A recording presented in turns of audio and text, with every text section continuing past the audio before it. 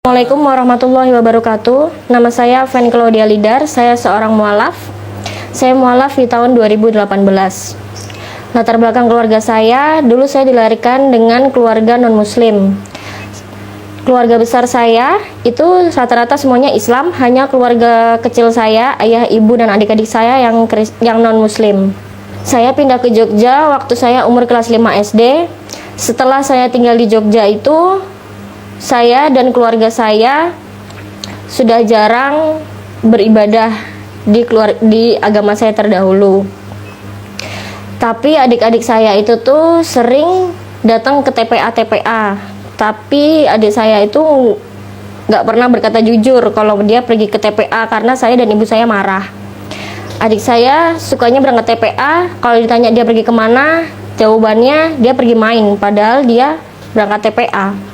Saya itu mau pakai jilbab, mau baca Al-Quran itu karena dia terpengaruhi oleh bude saya. Jadi bude saya tuh Islam. Terus bude saya tuh sering ngajak adik saya ke masjid, terus sering ngajarin adik saya baca Iqra kayak gitu. Terus adik saya tuh lebih condong ke Islam.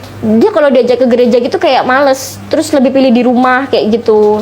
Terus saya tuh suka marahin bude saya, jangan iniin adik saya, soalnya adik saya tuh agamanya bukan Islam, jadi jangan diajarin pakai jilbab, jangan diajarin baca Iqra kayak gitu. Kalau bude Islam dari kecil apa mualaf dulu? Kalau bude Islam dari kecil. Adik saya itu ke TPA waktu dia kelas 4 SD. Itu adik saya laki-laki. Kalau adik saya yang kecil, yang perempuan itu TK.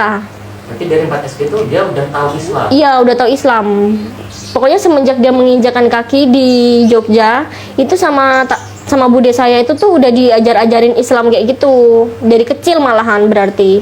Terus Mbak Fen ini karena benci Islam jadi kayak melarang adik gitu ya? Iya, saya benci Islam waktu itu. Soalnya yang saya lihat contohnya kayak bude saya itu sukanya ngejok-ngejokin adik saya biar masuk Islam kayak gitu. Terus saya nggak suka lihat orang Islam, nggak tahu kenapa, karena menurut saya orangnya ribet dulu tuh.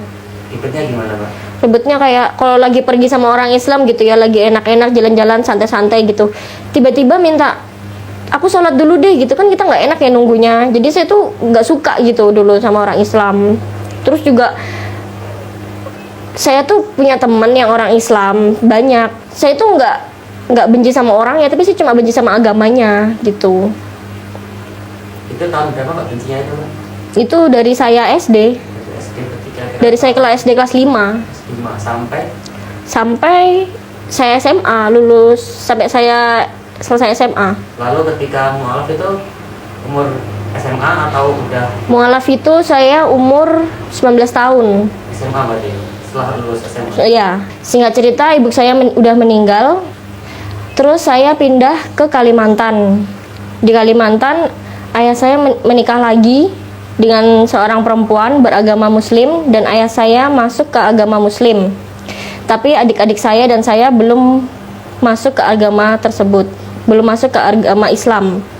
Waktu saya dibawa ke Kalimantan itu, saya sebenarnya nggak tahu kalau ayah saya itu udah pindah agama. Cuma waktu saya di sana, saya tuh ngelihat kok ayah saya tuh setiap hari Jumat itu tuh pergi keluar kayak mau Jumatan gitu. Terus abis itu saya tuh tanya, loh papa ini agamanya apa sih gitu kan. Terus papa bilang, ya papa udah Muslim lah kayak gitu. Waktu itu saya tuh sebenarnya marah sih, tapi ya udahlah, yang penting adik-adik saya ikut saya. Ayah saya mau agamanya apa terserah udahan, karena kan dia udah nikah lagi gitu. Jadi saya penting tuh adik saya sama saya gitu. Jadi makanya itu karena itu saya tuh kayak nari-nari adik saya jangan sampai ikut Islam, pokoknya harus sama saya gitu. Saya masa bodoh kalau sama ibu tiri saya itu, karena saya emang nggak terlalu klop sama dia. Kayak dia mau agamanya apa itu terserah dia. Bahkan nenek dari ibu dari ibu tiri saya itu tuh haji gitu. Jadi kayak dia tuh sering beliin adik saya gamis, beliin adik saya perlengkapan sholat. Itu tuh kayak bikin saya tuh gedek ada di situ, kayak ini apaan sih kok kayak gini gitu. Lalu ketika udah mualaf Mbaknya, apakah berubah sikapnya sama beliau-beliau? Alhamdulillah kalau udah mualaf ini saya malah berterima kasih sama mereka, karena kalau tanpa mereka pasti adik-adik saya sekarang nggak tahu lah gimana jadinya. Saya juga nggak tahu gimana jadinya gitu. Sebenarnya adik-adik saya itu sudah tertarik dengan Islam dan sudah mau masuk Islam, tapi tidak saya bolehkan karena saya benci sama Islam. Selalu saya tarik-tarik adik saya agar jangan masuk ke Islam. Setelah itu adik saya bersekolah di sekolah negeri, dan adik saya waktu sekolah itu tuh pengen pakai jilbab sekolahnya, tapi karena saya nggak bolehin, jadi adik saya itu ngumpet-ngumpet. Ceritanya itu waktu itu adik saya itu ternyata sudah sekolah pakai jilbab, tapi saya nggak tahu karena adik saya selalu berangkat sebelum saya bangun tidur. Adik saya dan ayah saya itu tuh bersekongkol, jadi sebelum saya bangun adik saya udah harus berangkat sekolah. Waktu itu adik saya belum berangkat, tapi saya udah bangun tidur. Waktu adik saya udah mau berangkat, udah pakai jilbab, itu saya langsung panggil dia, saya tarik dia, terus saya copot jilbabnya, terus saya marah. Terus adik saya di situ nangis, terus dia bilang dia mau masuk agama Islam, tapi saya nggak bolehin karena saya nggak suka sama agama Islam. Setelah itu waktu saya bongkar tas adik saya, ternyata di dalam tas adik saya itu ada Al-Quran. Al-Qurannya langsung saya keluarin. Waktu itu saya lempar ke kasur. Setelah itu adik saya nangis, terus dia nggak mau berangkat sekolah karena nggak pakai jilbab. Tapi karena saya marah, jadi adik saya ngikutin saya untuk nggak sekolah dulu. Jadi ceritanya dulu tuh saya tuh mau menikah. Terus sebelum pernikahan itu saya udah ngikutin pernikahan itu selama 3 bulan, dan tahun itu tuh harusnya saya sudah menikah. Berarti itu ketika mau menikah masih non-Islam? Masih non-Islam. Berarti ngikutin pranikah itu dari agama terdahulu. Pranikah non-Islam itu? Iya. Terus abis itu saya waktu itu ngekos di sebelah rumah calon suami saya itu. Nah terus waktu itu dia itu ceritanya nggak punya HP. Jadi kalau dia WhatsAppan sama temennya itu pakai HP adiknya. Waktu itu saya keluar sama adiknya, terus adiknya tuh bilang ke saya, "Mbak, Mas Bram itu minta diajarin temennya sholat," kayak gitu. Terus saya kaget karena sebelum-sebelumnya tuh sering lihat dia itu tuh nonton kajian-kajian Ustadz Abdul Somad, kajian-kajian Ustadz itu di rumahnya. Tapi sih nilainya nggak sampai dia berniat untuk masuk Islam. Saya kira dia cuma kepo aja gitu. Akhirnya waktu itu saya minta ketemu sama dia jam 1 malam. Terus saya tanya sama dia agamanya apa. Terus dia bilang, dia pertamanya diem dulu. Terus abis itu saya tanya lagi, kamu agamanya apa? Terus dia bilang, saya Islam. Dia bilang kayak gitu. Terus akhirnya saya bilang, loh gimana sih, kan kita mau menikah kayak gitu. Terus abis itu dia bilang, emang kenapa gitu. Akhirnya saya bilang, udah deh maaf, aku nggak bisa lanjut kalau sama orang yang beda agama. Saya nggak mau menikah sama orang yang beda agama. Terus waktu itu kan kita masih pacaran. Terus abis itu dia bilang, ya udah, saya juga di agama saya juga nggak boleh pacaran. Dia bilang kayak gitu. Terus dia bilang, kalau saya disuruh milih, jelas saya lebih milih Allah daripada kamu. Waktu itu saya sakit hati. Itu yang ngomong calon suami saya itu udah mualaf itu?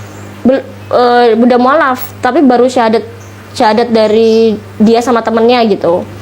Terus abis itu saya pulang, besoknya saya pindah kos.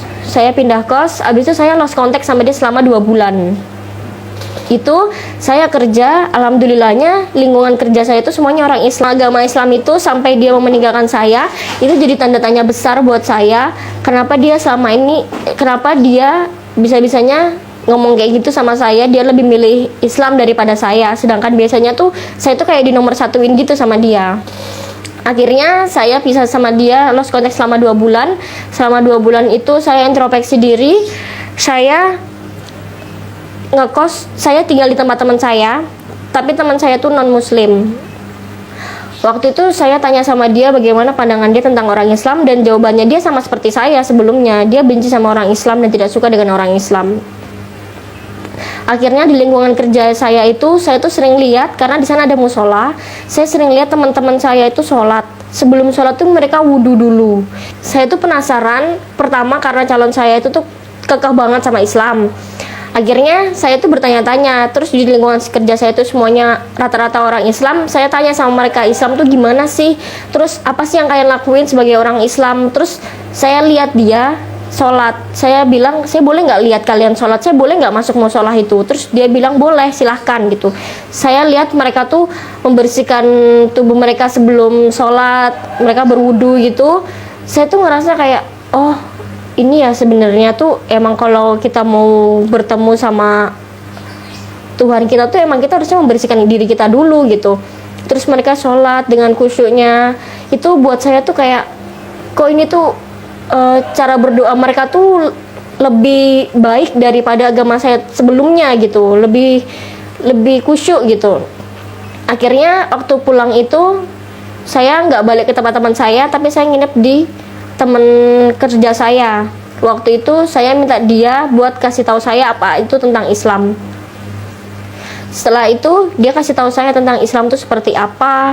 Terus saya tanya Iqra itu seperti apa. Terus dia ngasih tahu saya. Terus saya tanya kalau sholat tuh bacaannya apa aja sih. Terus saya tanya sholat tuh ada berapa kali dalam satu hari. Dia menjelaskan sampai saya tuh penasaran banget. Saya tanya sama dia, boleh nggak kalau saya ikut sholat kamu? Terus dia bilang boleh. Terus dia menjelaskan kalau sholat subuh itu 2 rakaat. Saya ikut sholat dia. Itu pertama kalinya saya sholat, dan waktu saya sujud nggak tahu kenapa air mata saya tuh netes, saya tuh nangis. Tapi saya nggak tahu saya nangis tuh kenapa, tapi saya ngerasa nyaman dengan yang saya pakai, dengan gerakan yang saya ikutin dia. Itu tuh saya nyaman banget.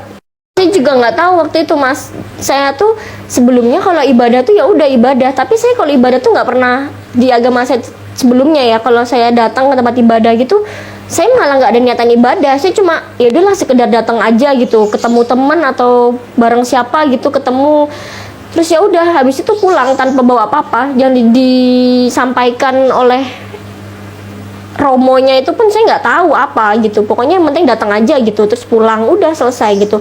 Tapi waktu saya sholat ini tuh saya ngerasa kayak apa ya, saya tuh sujud gitu, kayak nggak tahu, saya juga sedih, tiba-tiba sedih, terus saya nangis. Terus teman saya tanya, loh kenapa kamu kok tadi nangis gitu? Saya juga nggak tahu kenapa saya nangis, saya bilang kayak gitu. Terus saya boleh nggak pinjam jilbab kamu gitu? Terus dia bilang boleh, dia gitu. Terus habis itu saya cobain jilbabnya, habis itu saya bilang boleh nggak kalau besok kerja saya pinjam jilbab kamu? Terus dia bilang beneran, dia bilang gitu. Iya beneran, saya mau pakai jilbab gitu. Terus dia bilang boleh gitu. Waktu itu terus saya tanya, kenapa sih di Islam tuh harus pakai jilbab? Terus dia menjelaskan kalau ini tuh kepala dan rambut itu adalah aurat dan harus ditutup gitu. Terus saya tuh kayak langsung oh gitu. Terus semenjak hari itu saya pakai jilbab dan saya nggak mau copot. Belum muslim. Sampai teman-teman saya tuh bilang, loh gimana sih orang belum Islam kok udah pakai jilbab gitu? Terus saya bilang boleh nggak sih sebenarnya gitu? Dia bilang ya boleh, dia bilang kayak gitu.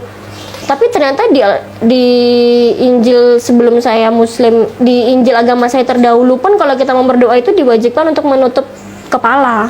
Itu berapa lama mbak? Jadi ketika pakai jilbab sampai waktu itu berapa lama? Sekitar setengah tahun. Setengah tahun pakai jilbab belum malah? Iya.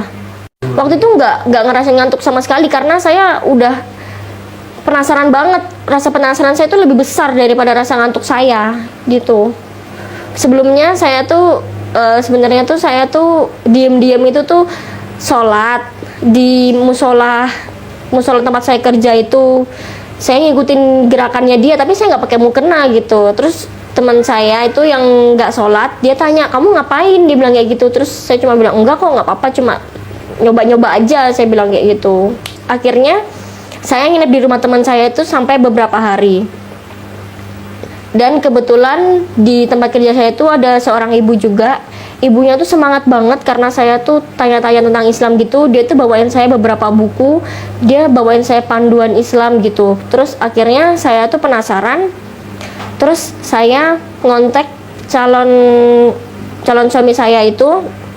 Saya kontak dia, apa sih yang membuat dia Islam gitu. Terus dia tuh menjelaskan Islam tuh seperti apa. Terus dia suruh saya buka Injil yang dia taruh di rumahnya. Waktu itu saya ke rumahnya, saya buka, saya baca, dan itu tuh benar-benar buat saya kaget. Waktu itu yang pertama kali saya buka itu tuh yang dilarang memakan babi. Itu tuh saya benar-benar kaget karena di keluarga saya kalau perayaan itu tuh saya malah pesta babi, saya makan babi gitu. Jadi saya kaget.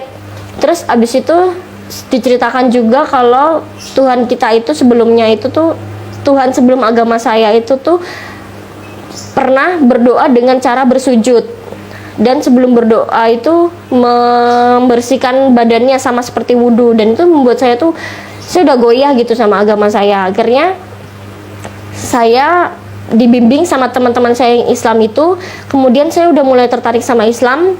Terus saya bertanya, kalau saya mau Islam caranya gimana? Terus mereka bilang saya harus melalui syahadat dulu. Waktu itu saya tanya, di mana saya bisa syahadat? Terus mereka bilang, saya syahadatnya di masjid atau ketemu sama ustadz gitu. Sedangkan saya nggak pernah masuk masjid, saya nggak pernah ketemu sama ustadz kayak gitu. Jadi saya takut, jadi saya cuma diem aja. Terus waktu saya di tempat teman saya itu, saya kan pakai jilbab, saya nyoba pakai jilbab. Alhamdulillah sejak saat itu sampai sekarang saya masih pakai jilbab, saya nggak pernah lepas. Habis itu waktu saya pakai jilbab itu tuh saya upload di Instagram saya waktu itu di story. Habis itu calon suami saya itu ternyata tahu, terus dia tanya saya, kamu Islam kayak gitu. Terus saya bilang, emangnya kenapa? Terus dia bilang, iya kamu Islam bukan? Dia bilang gitu, saya pengen Islam tapi saya nggak tahu harus kemana. Akhirnya dia ngajak saya untuk ketemu di Masjid Gede Kauman. Waktu itu malam takbiran, dan alhamdulillah saya dan dia bersyahadat di Masjid Gede Kauman pada malam takbir 2018. Kalau untuk teman-teman yang mualaf, yang lagi kesulitan dengan lingkungannya, dengan keluarganya yang disingkirkan, menurut saya yang harus kita lakukan adalah sabar dan ceritakan semuanya pada Allah. Pasti Allah akan membantu kita, dan jangan takut untuk kehilangan orang-orang itu, karena Allah pasti akan menggantinya dengan orang-orang yang lebih baik dari itu. Sekian dari saya, semoga dapat menginspirasi teman-teman semuanya.